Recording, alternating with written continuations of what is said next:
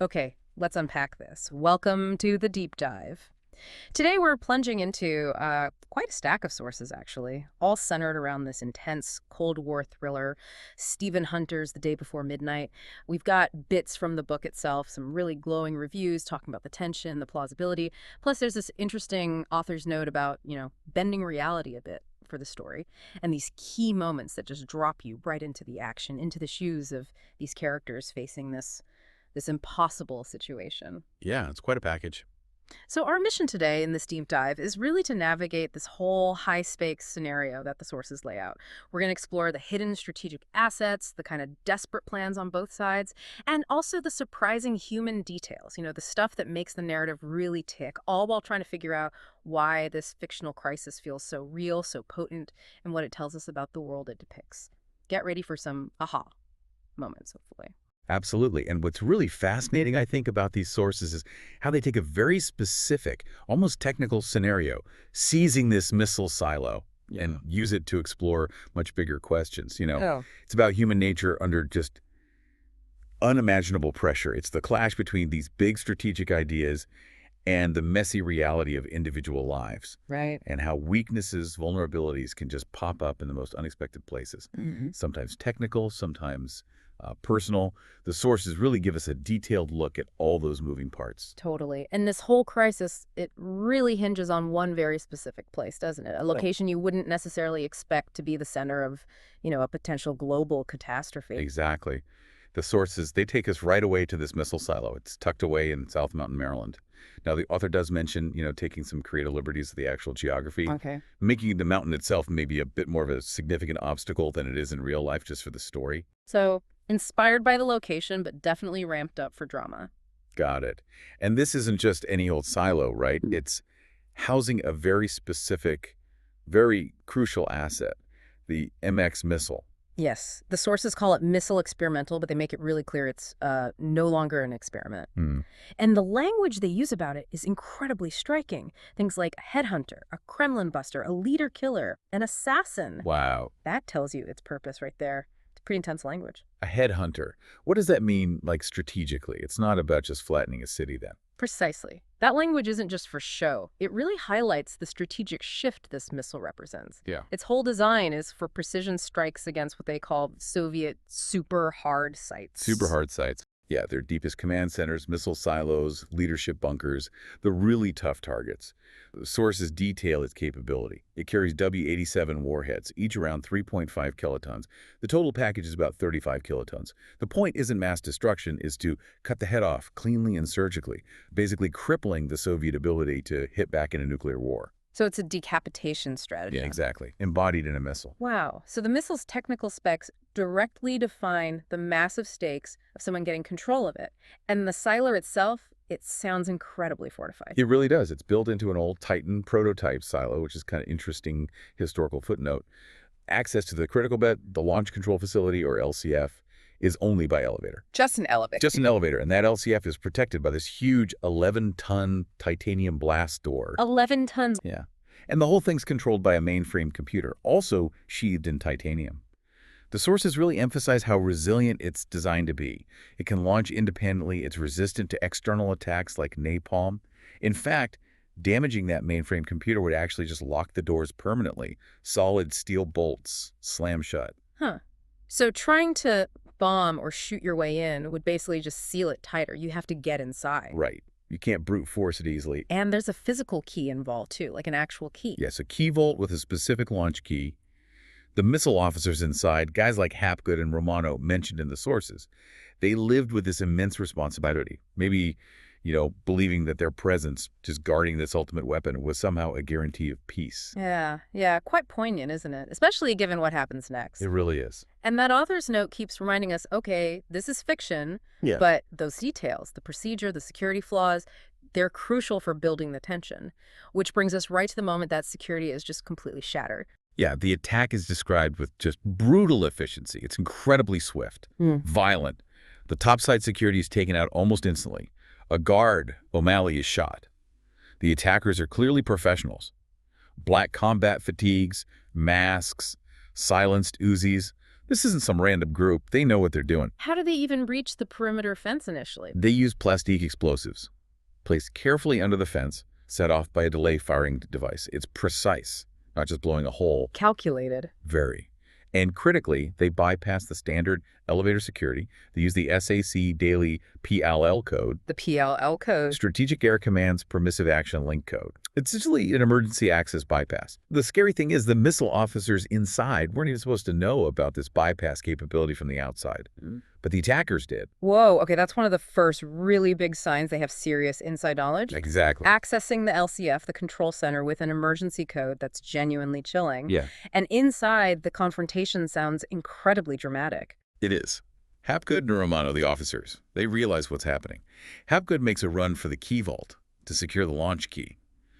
The sources describe him being shot 3 times. Yeah. But the force of the bullets actually pushes him forward. Pushes him forward. Yeah. And he'd taken the launch key off the chain around his neck earlier. Just a small human detail, right? But it becomes critical. With that key still clutched in his hand, he manages to punch through the glass window of the key vault just as he dies. Wow. A final, desperate act to try and protect the key, but the attackers still get it. They do. They blow open the inner key safe using more plastique and a time pencil detonator. The leaders, identified as a major named Alex and a general, they quickly take full control of the site. He has the launch key, and they start preparing their next steps.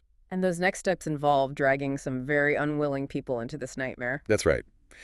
Which brings us to one of the most sort of heartbreaking figures in the story, Jack Hummel. He's just a local guy, a metal cutter. Suddenly, he's brought up to the mountain, and he's forced to use his plasma arc torch, his everyday work tool, to cut through that massive titanium key vault door. The door Hapgood died trying to secure. Exactly.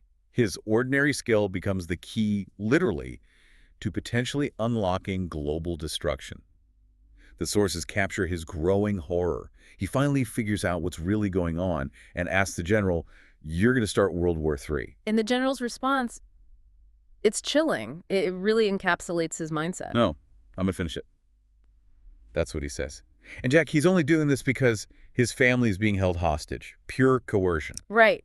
And that situation at his home, it's incredibly tense. His wife, Beth, their 2 young daughters, Bean and 2, they're held by other members of the Aggressor Force, one named Herman. And the sources describe this absolutely harrowing attempt by the FBI and Delta Force to rescue the family at the house. Yeah, sounds like a complex plan. Smoke grenades, agents disguised as firemen. But the sources make it really clear. The assault just goes terribly, terribly wrong.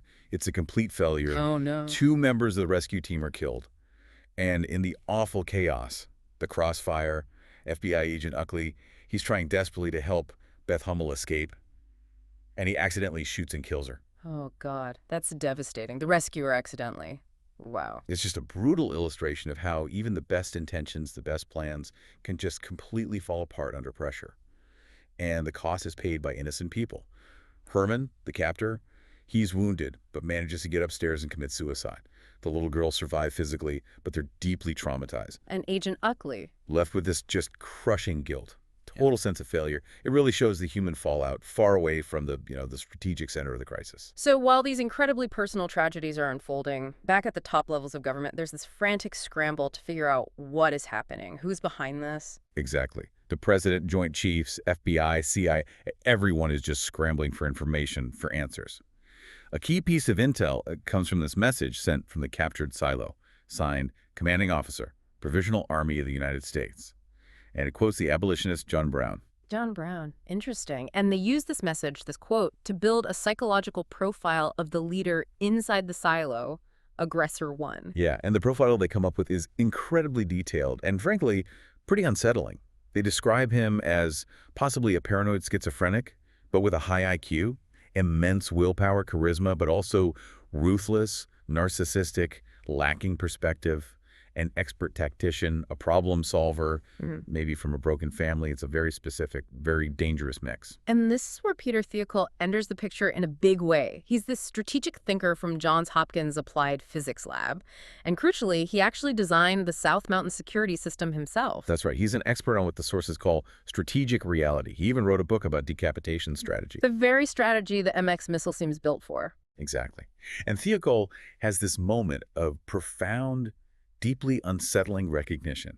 He looks at that psychological profile of Aggressor 1, and he sees echoes of his own personality, his own thinking, and even more disturbingly, echoes of the theories from his own book. Wait, really? His own personality? Yeah, he feels like somehow through his ideas, his writings, he's essentially cloned a perfect twin, a dark twin. So the guy who designed the security system, who theorized about the strategy, suddenly sees his own intellectual reflection in the villain who's using it all against the country. That's a heavy psychological layer. It really is. And he, more than anyone, understands the full implications of that MX missile and the whole decapitation strategy, using those accurate W-87 warheads against Soviet command and control, aiming to cut the head off in a nuclear war. And now his own strategic concept is being wielded by this figure who seems to be the embodiment of that concept taken to its most terrifying, destructive extreme. The complexity here is just wow. And with a conventional assault on the mountain seeming too risky because of that mainframe lockdown feature, they need a completely different plan. Right. Bombing it or shooting it up is out, which means assembling a counterforce. And it's a real mixed bag of units they pull together. You've got the elite guys, Delta Force, Rangers, the 1st Battalion, 3rd Infantry, top-tier soldiers. But then you also have the Maryland National Guard. And the sources are pretty blunt about them. Teachers, lawyers, construction workers, fat and out of shape. Yeah. Not exactly Delta Force. Okay, quite a contrast. And called in to lead this disparate group is Colonel Dick Puller. He sounds like quite a character. Oh, yeah. Described as legendary, tough, definitely unconventional, not well-liked, apparently. He distrusts maps, relies on old-timers he trusts. But he has this reputation for getting things done no matter how ugly it gets. Sounds like the kind of guy you need in a pinch, maybe. Maybe. One source puts it pretty vividly. You'd have to put a full magazine into the bastard to stop him from coming at you, and then his shadow would cut your throat. Yeah. His Vietnam experience, getting severely wounded there, clearly shaped him into this really formidable, if difficult, leader, probably seen as necessary for this kind of crisis. And it becomes clear pretty quickly that a direct frontal assault on that mountain with its prepared defenses would just be a meat grinder, especially for the Guard. Absolutely. So the idea surfaces, maybe the only viable way in is through these old abandoned mine tunnels that run underneath the mountain. Tunnels, okay. That requires a very specific skill set, right? Not something your average soldier or even Delta Force guy necessarily has. Exactly. They need tunnel rats, veterans who actually fought in the tunnels during the Vietnam War. And they find two incredibly unlikely individuals for this job. First, Nathan Walls, a black convict, but with direct experience in the infamous Cu Chi tunnels. He's described as cynical, pragmatic, but undeniably skilled in that brutal underground environment. Yeah, a real survivor. And the other is Tradang Phuong, a Vietnamese woman veteran, also known as Phuong of Cu Chi. A Vietnamese veteran working with the U.S. military here. Yeah.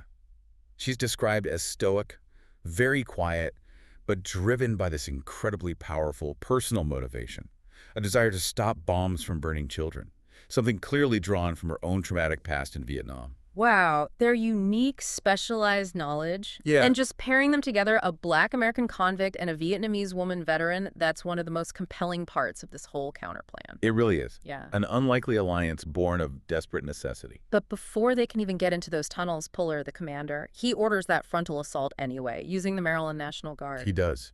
And it's against the advice of some of the Delta officers, like a guy named Scazzi, who points out just how ill-prepared these troops are for this kind of fight against hardened professionals and prepared defenses. And the outcome. Exactly what Scazzi feared. It's a disaster. The sources detail it quite grimly. The National Guard suffers massive casualties. Estimates range from 50 to 76 dead, over 100 wounded. Oh, man. They're just overwhelmed by the attackers' defenses. Machine guns, mortars. It's brutal. What about air support? They mentioned A-10 Warthogs. They try, but it's ineffective. The attackers have surface-to-air missiles, SAMs. They actually shoot down some of the planes. They have SAMs up on the mountain. Yeah, which forces the remaining A-10s to either waste their ammunition firing from too far away or use less effective rounds because they can't risk damaging that crucial mainframe computer near the silo entrance. Damaging that would just lock the place down even tighter. So air support is basically neutralized. These failures just underscore how competent and well-prepared the attackers, Pachine's team, really are. Absolutely. Alex, the major, and his team, they've anticipated the conventional responses. They've fortified the mountain incredibly effectively. Yasatai, another attacker, is mentioned defending the perimeter fiercely. Okay, so the main military push is failing catastrophically. Meanwhile, almost like a weird sideshow, there's this subplot going on with Gregor Arbatov, this Soviet diplomat in D.C. He's trying to figure things out, too. Yeah, it's almost like a separate kind of farcical thriller happening in parallel. His attempts to gather intelligence are just ill-fated. He tries to meet a source, narrowly avoids getting killed by an assassin with a Spetsnaz knife that's Soviet Special Forces. Wow. And he ends up getting arrested at the Soviet embassy while trying to basically trade GRU secrets, that's Soviet military intelligence, for his own safety. So it highlights the paranoia and maybe the internal chaos within the Soviet system itself, even as this huge crisis is unfolding externally. Exactly. It's a little glimpse into that world. Yeah. A chaotic distraction from the main threat, but it adds another layer of Cold War tension. But the real key to understanding who these attackers are, who Aggressor One is, that comes from a totally different, very personal source. It comes from a confession, a really painful one. Peter Thiokol's wife, Megan, is interrogated by the FBI. Thiokol's wife. The strategist's wife. Yes, and she admits to, well, a shocking betrayal. What did she do? She'd been having an affair with a man she believed was an Israeli intelligence officer named Ari Gottlieb. And during the affair, she gave him classified information about the South Mountain facility. PL codes, access points, security vulnerabilities, stuff she knew because of her husband's work. Oh my God, she thought she was helping Israel. She thought she was helping her side, as the sources put it. But she was completely manipulated. Gottlieb wasn't just Israeli intelligence, or maybe not at all. He was using her to get critical U.S. strategic secrets for someone else entirely. Her realization that she was fooled, her immense guilt over her role in enabling this whole crisis, it's palpable in the sources. She feels utterly betrayed and responsible. But her memory, even in that state, proves critical, right? Absolutely crucial. She helps the FBI by drawing a likeness, a sketch, of the man she knew as Gottlieb. And that sketch. That sketch leads directly to the identification of Aggressor One. He's identified as Colonel General Arkady Pashin of the GRU, Soviet Military Intelligence. Passion GRU. Head of Directorate V, apparently an expert in penetrating U.S. strategic compounds. And there are possible links mentioned to this right-wing Russian nationalist group called Pamyat. Pamyat. Okay. So what's his motive? Why seize an American MX missile? It seems counterintuitive for a Soviet general. Well, the analysis by Thiokol and the government, Yeah. based on Pashin's background and these potential Pamyat ties, suggests a truly terrifying logic. He intends to use the MX launch not to actually hit the Soviet Union first. That would make sense. Right. Instead, he wants to provoke them, the Soviets, into launching a massive, full-scale first strike against the United States. How would launching one MX missile do that?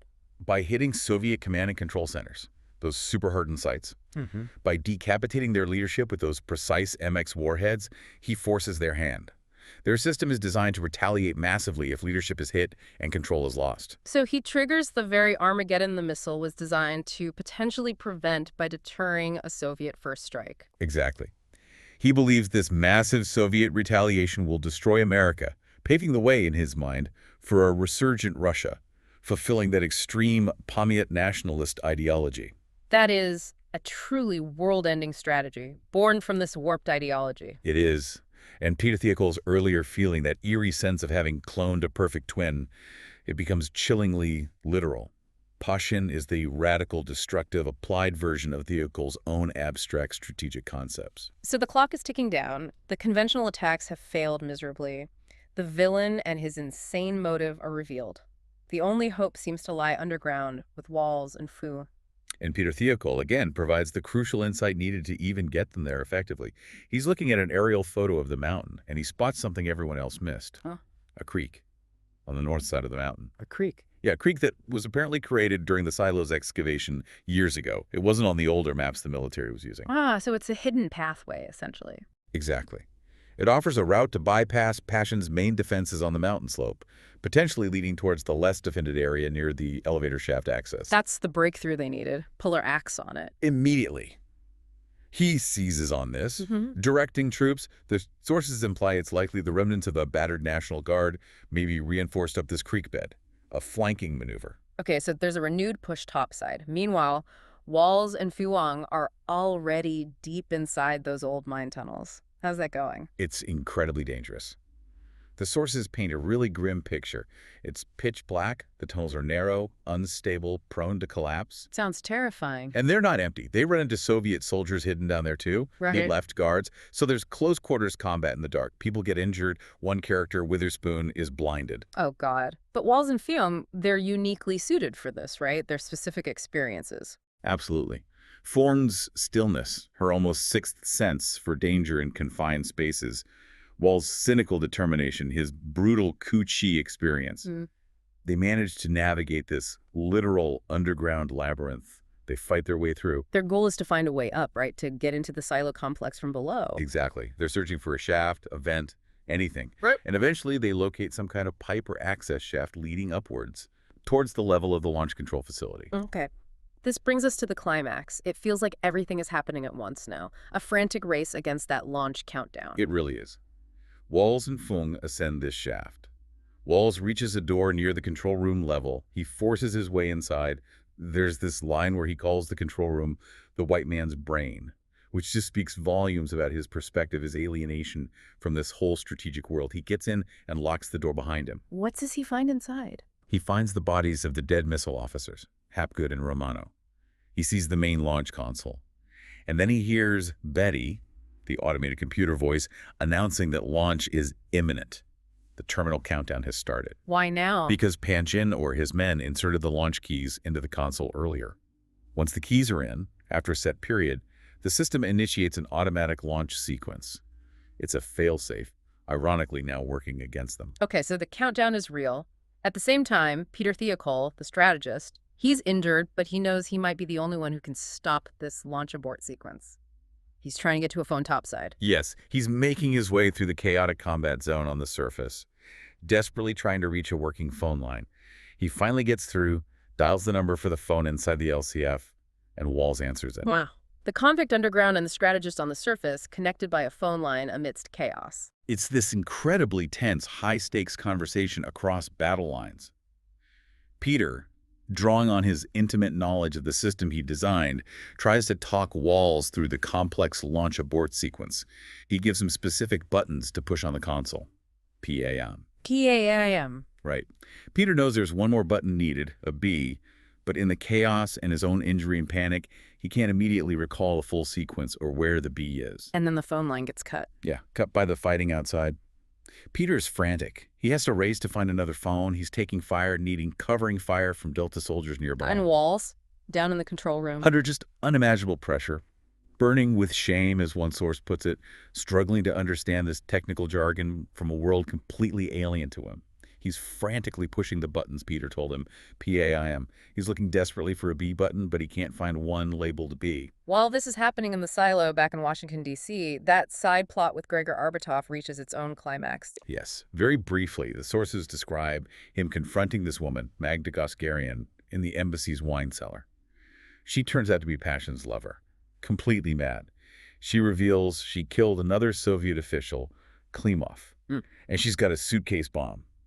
A tactical nuke, a variation on the U.S. W-54, a special atomic demolition munition, maybe 1 kiloton. She plans to detonate it and destroy D.C. Oh my God. Can Gregor stop her? His attempts are futile. The countdown is kicking towards midnight there, too. So back in the silo, Walls can't find the B button. No button labeled B on the console. The countdown reaches midnight, 2,400 hours. The NX missile launches. It launches. So despite everything, the missile gets away. What happens right after that? The immediate aftermath. The huge silo door blows off as the missile blasts out. The fighting on the mountain kind of sputters and dies down. Everyone just stops. In D.C., the sources imply that Magda's suitcase bomb does not detonate, even though Gregor failed to physically stop her. Maybe it malfunctioned, maybe something else happened off-page, but D.C. is spared. And Walls. What happens to Nathan Walls? He emerges from the control room, steps out into the light. There's mention of a famous photograph capturing that moment. He survived. And somehow, even though the missile launched, the implication is that his presence in the control room, maybe Peter's partial instructions disrupting something critical in the final sequence, thwarted Passion's ultimate goal. The launch happened, but maybe it wasn't targeted correctly or the signal wasn't sent right. Something prevented the intended provocation of that full Soviet strike. So, a kind of victory, but a very ambiguous one. Very ambiguous. Gregor, meanwhile, is just taken away by the FBI. His frantic mission was ultimately a failure, even though the bomb didn't go off. And Colonel Puller, up on the mountain surveying the scene. Yeah, he's looking at the aftermath, the site of such heavy casualties, especially among the National Guard. Those teachers, lawyers, construction workers. He sent up that slope. Does he take credit? No. He actually dismisses praise from another officer. He acknowledges Peter Thiokol's crucial role in finding that creek route, the tactical key. But then he reflects on who the real heroes were, in his view, the regular people, as he puts it, the black convict Walls and the Vietnamese woman Phu Nguyen. Not the elites. Not the elite forces, not the strategic minds. It was the individuals with those specific, hard-won, maybe even brutal skills operating outside the normal system who actually reached the critical point and made the difference. And Peter Thiokol, he survives too. He does. He's left to grapple with his role in all of this, that really eerie connection to Perrin, his perfect twin, and the immense human cost of a crisis that was born at least in part from his own strategic ideas. He anticipates he'll probably face consequences for the casualties of the failed guard assault, but he understands the deeper, much more complex implications of everything that happened. It's definitely not a clean Hollywood ending, is it? Not at all. It's messy, full of sacrifice, trauma, ambiguity. It leaves you with the weight of what nearly happened and the stark realization that survival, such as it was, came from the most unexpected places and people. So, wrapping this up, what does this all mean for you, thinking about this deep dive into the day before midnight? We've seen how this seemingly straightforward scenario, right, just sees a missile silo unfolds into this incredibly intricate tapestry. Strategy, personal history, technical detail, sheer human desperation, all woven together. Yeah. We saw how a sophisticated strategic concept like decapitation, it isn't just some abstract theory on a whiteboard. It can become the terrifying real-world motive for an attack like this, at least in fiction. Right, it jumps off the page. We also saw how these cutting-edge security systems, they ultimately rely on human factors, and they can be undermined by the most surprising vulnerabilities, whether it's something as simple as an old creek bed nobody mapped, or something as complex as a personal betrayal and affair. The human element is always the wild card. And maybe most powerfully, how heroism isn't just confined to the designated heroes, the elite forces. It can emerge from the most unexpected places. Sometimes it's a cynical convict, sometimes it's a traumatized veteran with a unique, brutal skill set, people just doing what needs to be done when facing impossible odds. It really does raise that important question for us to think about, doesn't it? In this world full of complex systems, high-stakes conflicts, advanced technology, are we ultimately defined more by our grand theories, our elaborate plans, our tech? Or is it more about the unpredictable courage, the desperation, the choices of individual human beings caught in the crucible of the moment? Yeah, think about Peter Thiokol's abstract strategic reality mirroring General Patien's terrifying actions. Or how Jack Hummel, just a local metal cutter, his simple trade becomes absolutely central to a potential global crisis. And how Walls and Fiong, they literally navigated physical darkness underground to bring some kind of light, some kind of resolution, however imperfect, to the whole situation. Exactly. Consider that the profound, often unpredictable impact of individual action. Sometimes it works despite the system, sometimes maybe because the system failed. It can overcome overwhelming forces. Definitely something to think about long after you finish reading.